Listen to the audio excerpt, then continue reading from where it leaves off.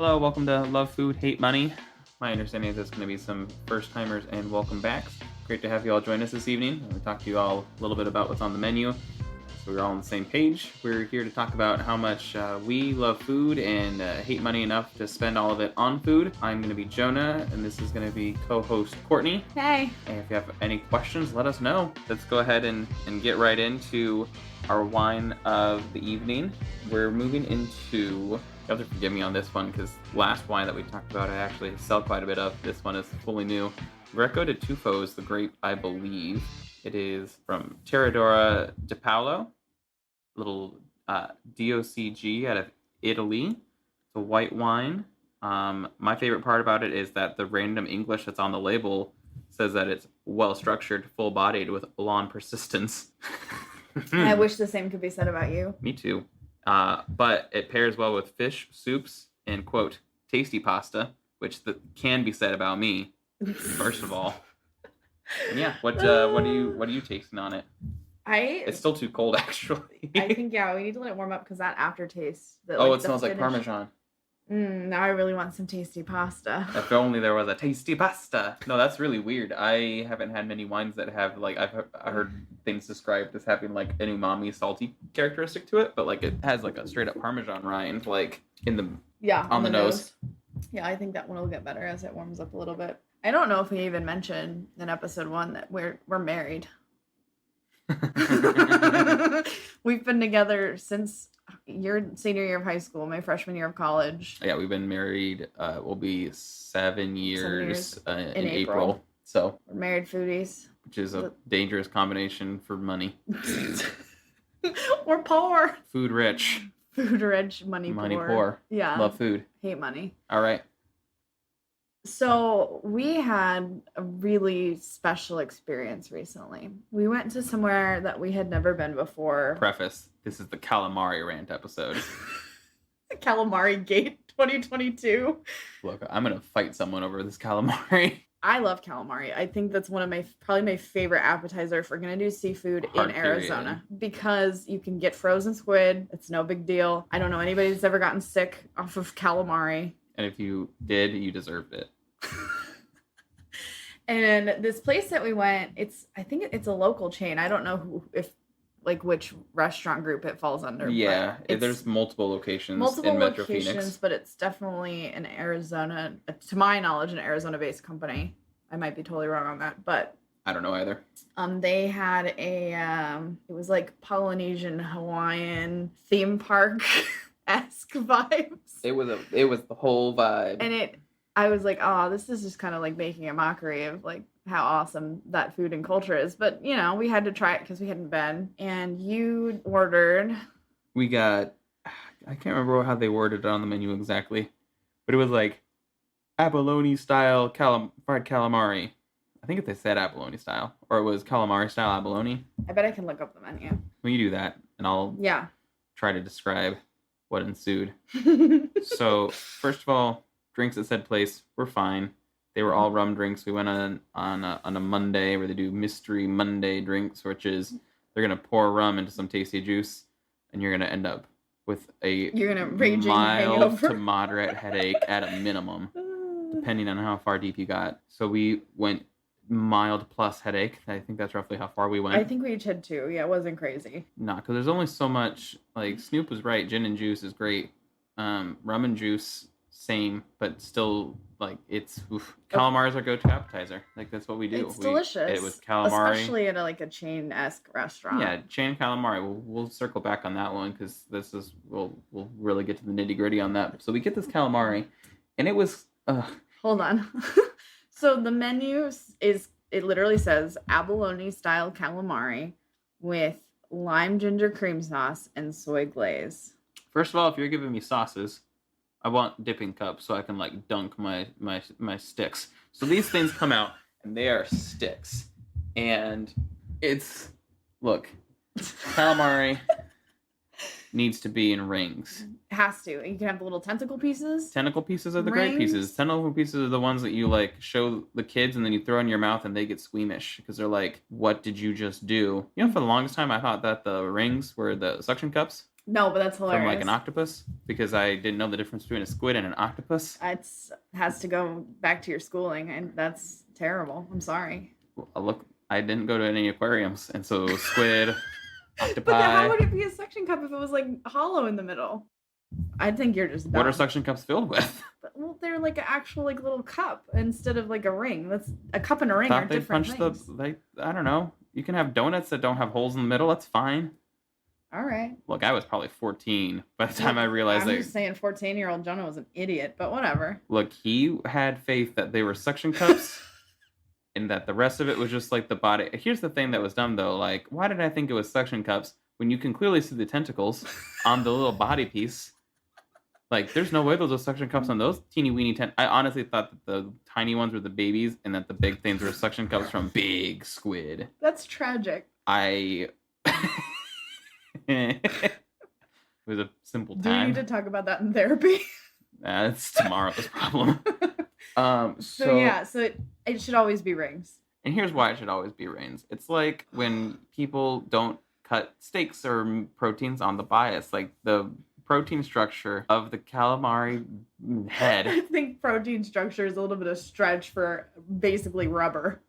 The rubber structure of the calamari head clearly goes in one direction. So if you cut in that one direction, Harry Styles is going to be mad because like it's it's like if you cut it into Zayn Malik versus Harry Styles. And like, clearly one is better. And one of them is a Harry Styles. I feel like it didn't need to be said, but like in case anybody was wondering, hot takes here. If there's a Zayn fan out there, you're wrong, but that's okay. So they cut it in these strips, and they were oddly rectangular. They were small too, like they were like thin strips. Slightly, they were almost like batonettes of these calamaris, which for those of you that didn't go to culinary school is 1/4 inch by 1/4 inch by usually 2 inches is the cutoff on the proper batonette measurement. If you're gonna pull out as one of those silly don't make me cutting get tools. out my knife. Cuts block. Do you have the knife cuts block still? Of course I have the knife cuts block. The Tournay one is a little hellscape. Oh man. All 7 of its sides. Oof. But such a weird shape. Like I want to know what squid they came off of. And they were burnt. They were burnt. And they were cooked through plus, and they had an incredible chew. And when I say incredible chew, like it was doing battle in your mouth. You had to bite, and then it would push back, and then you would bite, and it would push back, and it was swallowing food. It reminded me of when you were eating the cuttlefish in Japan. Oh yeah, and you just kept chewing it for a year. Like, I can't. And you're like, you have to just swallow it. You have to just. It was a full-on like, I'm gonna find some water because I'm about to take this horse pill of seafood. And it didn't help that it literally tasted like battered fried flip-flop. It was and here's the thing, and here's how I know that like when people say you could put this sauce on a flip-flop and I would still eat it, because I did it that day. And here's why I'm mad about them not serving little donkey bowls of sauce. It was all drizzled over the top. That's fine. And artistic. Smeared across the plate. There were smears and drizzles, but I just wanted to dunk my little flip-flop spears to cover up the taste of it into my yummy sauces that were also too sweet, but that's neither here nor there. I love sugar. That's fine. I mean, coconut shrimp with that pina colada sauce at Red Lobster is like your go-to jam. When that is never ending, so is my waistline, baby. Ooh-wee. Which brings us back to the drive home, where we started screaming in the car. We got so mad about calamari because it wasn't the first time that we'd gotten. Because there's another restaurant calamari that has a great like happy hour, and the drinks are like pretty solid. Yep. Although I heard that might be changing. They might be changing their happy hour, but they also do the little calamari sticks, but those ones are thicker. They're big boys. And I don't even know if that's calamari because you can like bite through it and it's like weirdly soft. Yeah, it's calamari like with a K. Like a calamari force meat situation or like imitation calamari. I don't know what that stuff is. They're like 1/2 inch by 1/2 inch chunks. And I don't care what size, unless you're fighting like deep sea squid. Yeah, because I don't know any like squid caps even that would be that thick. No, it can't be that thick. Crazy. Unless it's an actual It's a giant squid. 30-foot giant squid are being murdered so we can have this shitty version of calamari because they are big chunks that you just keep chewing through. The moral of the story is calamari rings or bust. Well, the funny thing too, like what I was mentioning before, is we drove home past an Olive Garden and it was just you and I in the car screaming about how we should have gone to Olive Garden, especially back in the day when they had the spicy calamari. Yeah, they had the little chiles in with their calamari. That was great. And I also like that they have 2 dipping sauces. You could get the aioli, you could get the marinara sauce. You dip in both. Get crazy. Always that lemon. And they didn't serve lemon with it either. That was sad. It was, Olive Garden is the superior calamari appetizer. It's like the calamari appetizer that all the other ones are trying to be. Yeah. Well, and I think you also have like a really special place in your heart for Olive Garden. Olive Garden is, it is you've even said it too. That was like the fancy spot growing up. Like, it was like where you ate as a kid. I think that's everyone's. Birthday dinner. It's a birthday dinner spot. If you're going to prom, you're going to see every time you go into Olive Garden, doesn't matter what time of year, there's a 15-year-old in a suit. Doesn't matter. Is he the host? Is it prom? We don't know. Does he work here? Are you about to give me a sample of wine, sweet child? Are you allowed to touch that bottle? Oh my God. The sample of wine. I think that's why we thought it was fancy. Oh, if you're giving away wine, the forbidden fruit juice? Because we grew up in church, but we did not grow up in a church where we were drinking wine. We were drinking Welch's and eating little styrofoam chips. Delish. There's nothing like a styrofoam chip with grape juice, though. That lets you know that Jesus is real. That's if that doesn't you can really feel his body in your body. Blood of my blood, body of my body. And like growing up, like a lot of the times, like that would be like either an after a special occasion meal. I picked that a lot for my birthdays because when I was a kid, I was super obsessed with just pasta, anything. I still am. Their pasta is so. It's not even pasta. Knowing what I know now, like their pasta is full crash mode. But you can't tell me it doesn't taste good. It's super salty, usually. Their Alfredo in particular is like the creamiest, richest, gummiest nonsense. You shouldn't be eating it while you're eating it. It's dairy. It's like dairy paste that you just kind of gnaw on, and it's perfect.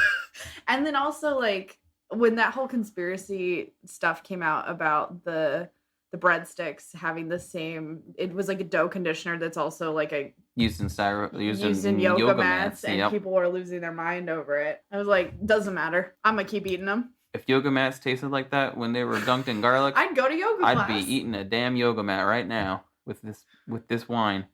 Get the Parmesan notes on the wine and the garlicky yoga mat. And that's all I need. Well, and no shame, we buy Olive Garden dressing pretty regularly because you can get it at the grocery store. If you toss your veggies in that and then put it on an Italian sandwich, game changer.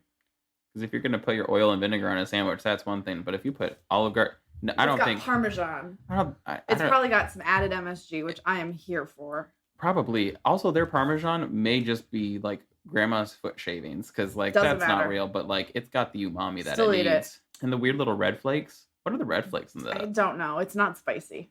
Do we have any in the fridge right now?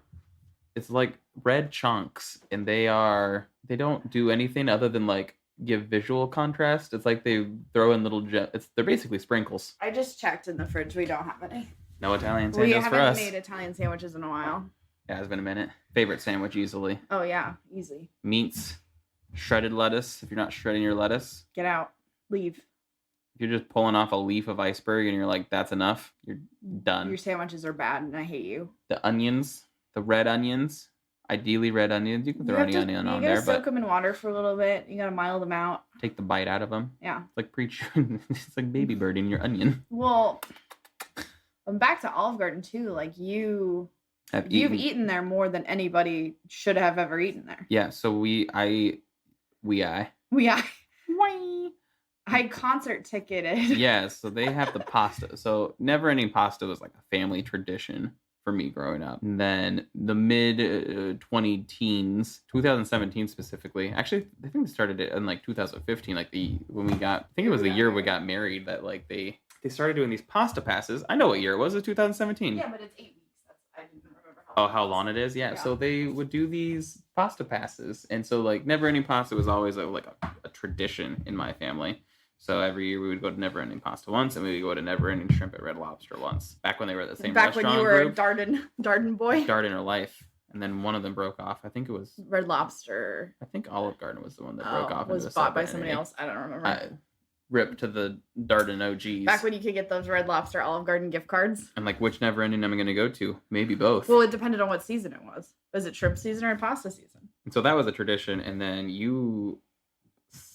like the mid-20 teens, they started doing these pasta passes where they sold like 200 of them in the United States, maybe 250 plus 5 of like the premier ones. The premier ones, you got Never Ending Pasta the entire time that it was in season, which is usually a 2-month window, 8 weeks. Mm-hmm. So you just looked it up, and then you also got a trip to Italy outside of that 8-week window. No, that one was for 10 people.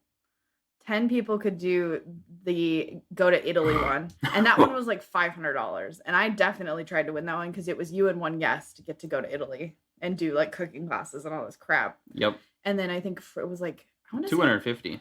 I don't even think it was that much. I think it was like $150. It was $150 to $250 for the regular pasta pass. And I think there was 500 in the US. Yep, it was a small number, and there's a lot of people that are aware of it, and a lot of. If you're getting an Olive Garden, you're looking for a deal. Yeah, and I had 2 phones in the laptop with the website pulled up, waiting for when they went on sale because I really wanted to get you one.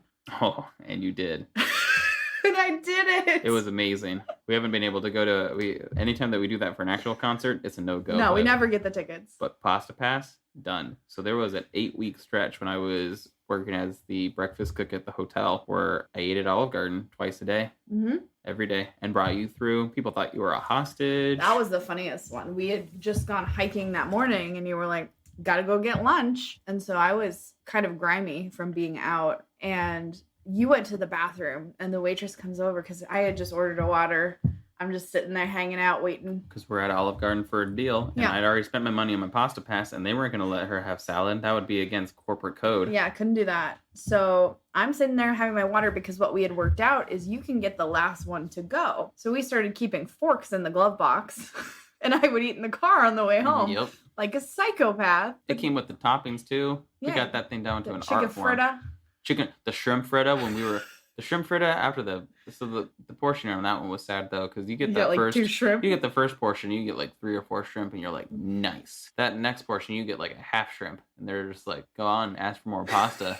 Ask for another shrimp fritta, we dare you. We'll give you the other half if you order again. But the waitress had come over to me when you were in the bathroom, and she goes, "Hey, are you okay?" And I was like, "Yeah, I'm just having my water, just hanging out. He's getting lunch." And she goes, "No, like, are you safe? Like, is everything okay?" Like, no, I'm in an Olive Garden in Mesa. No one's ever been safe here. You see where you work. What are you asking me for? Are you safe? And I genuinely think that she thought that you were holding me hostage of some kind. And I'm like, no, like, he has the pasta pass. Like we're trying not to spend a bunch of money. It was when they started recognizing us after like the 5th trip where it was just like then things like mellowed out. It's you again. Well, and they also at that point they would let me have breadsticks and salad because they were like, "Oh, we know what's going on here." But the thing about the pasta like when you're cordial with your hostages. The thing about the pasta pass that you don't think about is you still tip. Like tip's not included. So like anything else that we ordered, obviously like we're gonna tip on it. Even if it's free, you're still gonna tip your server. Because if you don't tip your server, you're going to hell. And if you don't do your research on whether or not to tip your server when you go to another country, it is 2022, my guys. Don't embarrass yourself. Just do like put in the 5 seconds of research and be like, oh, this country tips their service staff 20% on average. Do that. This country doesn't tip their service staff because it's all in. Don't tip them. Like, just do your research on that. Yeah. But that was... We spent a lot of money tipping servers and but ate honestly, a lot though, of pasta. If I'm going to spend money at a restaurant, I'd rather tip the servers. Not going to lie. Like, if I have a gift card, I'm like, great. I'm going to spend that, and then I get to put my money, like, to the people who are actually, like, working hard. Like, it's not to say that, like, everybody else in the restaurant should get paid. But, like, given the option, like, pay people directly or, like, pay the corporation... Sure. I'd rather pay the people. People that actually make the restaurant. No, obviously, it's just so weird. With small businesses, it's different. But like at Olive Garden, you're like, when you're here, when you're there, your family, baby. But like those people, they're busting their ass. They have a 20 table section At Olive Garden? Oh my gosh. No. There's been times when we've gone there and like the server is running around like mad because there's like 3 people working and it seats like 200 people. Yeah, that's only once or twice. Olive Garden's one of those chains. I've talked to people that work there. They try to keep it to a 3-table section. Which if you ever work in a spot that's a 3-table section, Carissa used to work there. Oh, I didn't know that. I worked with a guy that had worked there, and I think he got fired from there because he couldn't hack it. But he also couldn't hack it at the job that he worked with me. So look, man, when he was there, he wasn't part of the family. But yeah, but with small restaurants, obviously, I'm like, I'll pay you whatever you want. Like your locally owned independent restaurants, like take my money. Do you want my dog? No, they can't have my dog. I love my dogs. I'll pay you whatever you want. But when I go and eat somewhere that's like a chain restaurant, I'm like, I don't care if the corporation makes money. I want to pay the people who are local in my city who need to survive. Or at least are trying to. Yeah. Oh, Olive Garden. What's your favorite dish at Olive Garden, though? I know mine right off the bat. I know yours right off the bat. You're all in on that blue cheese, the steak medallion, steak gorgonzola, little filet medallions. Blue cheese, balsamic reduction, Alfredo with extra blue cheese. I mean, it's got the funk that I savor. I'd probably just eat calamari twice if we're being honest. I don't know, a main at Olive Garden. I typically like whatever their like vodka sauce stuff is usually. Huh. Have you ever had the pink sauces? Either of the Italian trios though? I've had they are the tours of Italy. Oh, my bad. The Italian trio is a different one. There's another one called the Italian trio. So. I don't know. We can look this up. All I know is they have the northern tour of Italy and the southern tour of Italy, and the northern tour of Italy is where it's at because that's where you get all your cheese. Do you think if like when someday eventually when we get to Italy, do you think we can go and ask them for the tour of Italy and they'll be like, we got you? Here's the tomato products. You're in the South, baby.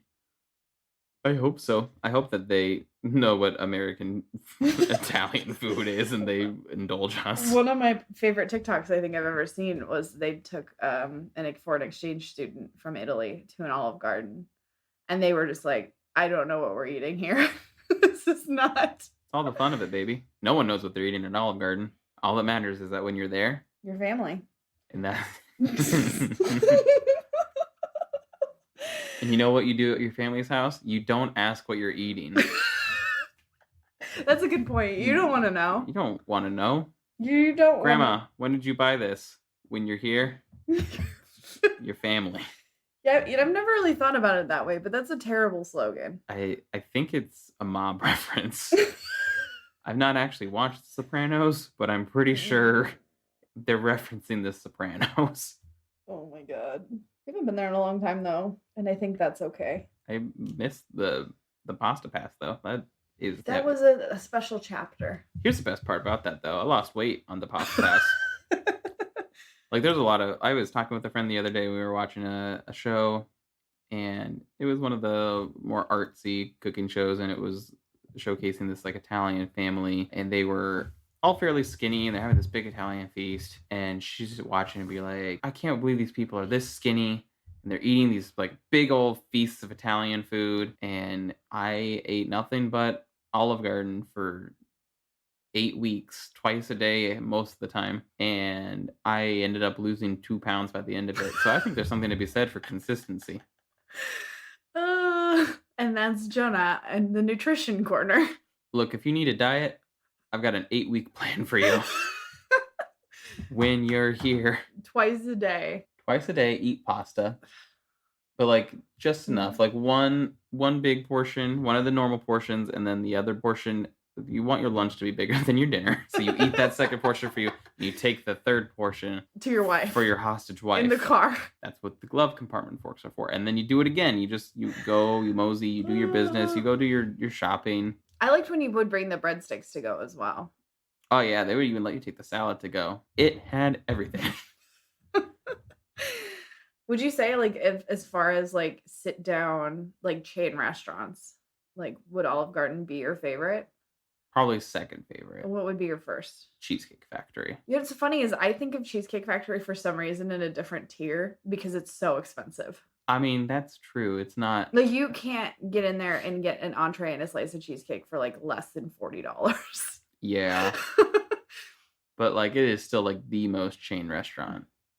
Yeah. Is there a tier for restaurants that are like pretty big chains but expensive big chains? I think like a lot of the steakhouses fall into that category for me. Like your The Texas, Keg. the Keg, the Texas Roadhouses, the Black Angus. Texas Roadhouse is cheap. Lone Star. You go in there and get some like rattlesnake bites and call it a day.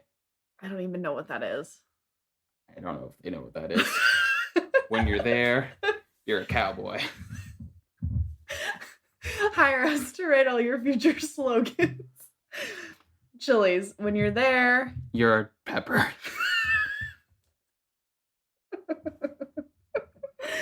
Black Angus? When you're there, you're a cow. Just an actual cow. Yeah, you're not even the cowboy, you're the whole cow. What about... We see you with that Mile High chocolate cake. But what about Outback? When you're there, you're an Aussie? You're a koala? Koala. Poor animals. I will not be mad at a bloomin' onion, though. Bloomin' onions are great. There's so many, like, here's the thing about all of the, like, mid-tier... There's a reason that they're still mid-price open. fast food, and it's because of their deep fryers. It's not because of anything actually good. It's because you can go in and you can get something that's got a batter that actually has flavor in a medium quality interior, whether that be your calamari or your onion, and there's a mayonnaise-based sauce that's accompanying it, and it is... I think that's the funny part about it, though, is I really think that fast food has kind of set the standard for, like, that more salty palate of, like, if you don't eat a lot of fast food and then you go eat it, you're like, dang, this is salty. And I think these sit-down chain restaurants, like, kind of hit the nail on the head of, like, if you like that fast food saltiness, we've got that. If you want something that's a little less, we've got that, too. You want to eat here, you're going to crave it. Sure. They especially out of their fryers. Although I will say, back on Olive Garden, like, it's just everything. Like, it is so heavy. Also, can we talk about their weird wine service one more time? Like, I mean, for you, yeah, that's a big deal because you're studying for SOM. And they just are so, like, just walking around with glasses to your table, but like, you in, you out. Like, they're walking around like they're not supposed to be selling the wine. Would you want to pour what I got? And they, like, pull it out from behind their back like a David Blaine. Well, you know what's funny too is how long have you back had on that it, there? Like, I can't think of a time when they offered wine to my parents that they ID'd them before pouring it. I don't think that your parents probably needed it. Well, no, but even like when I was younger, though, like I'm surprised as a chain restaurant because I feel like they have. Yo, you want some of this free wine? Are you legal? And I say that because there was a time when you could go to Red Robin and they'd ask, "Are you 21?" at the hostess stand. And then if you said yes, they would sit you in the bar and they wouldn't ID you. I'm not encouraging bad behavior or drinking beer shakes underage because they're gross. But if you need to do so. You didn't get that idea from us. I have not done that. Legal says we can't. Legal said that his show is a wrap. Episode 2 and canceled. We're already done. We're done before we started. Also, are we gonna have children listening to the show? Is that are we said PG? The F word. I've heard kids say the F word. First of all. No, the show is not for children. Nice. I'm gonna use the F word again at some point. For flavor. Just sprinkle it in. Salt Bay. Little sprinkle. I think that's all we got for today. Are we all in again? Is that the last seating? A little calamari rant to really knock it out. Rings or bust. If I can't wear my calamari as jewelry, out of here. Yeah, I think our last table just got dessert. We got dessert. All right. That's it. We're wrapping up. I hope that you all enjoyed everything, and we look forward to seeing you next time. Don't leave us a bad Yelp review, but do follow us on Instagram. Bye. Bye.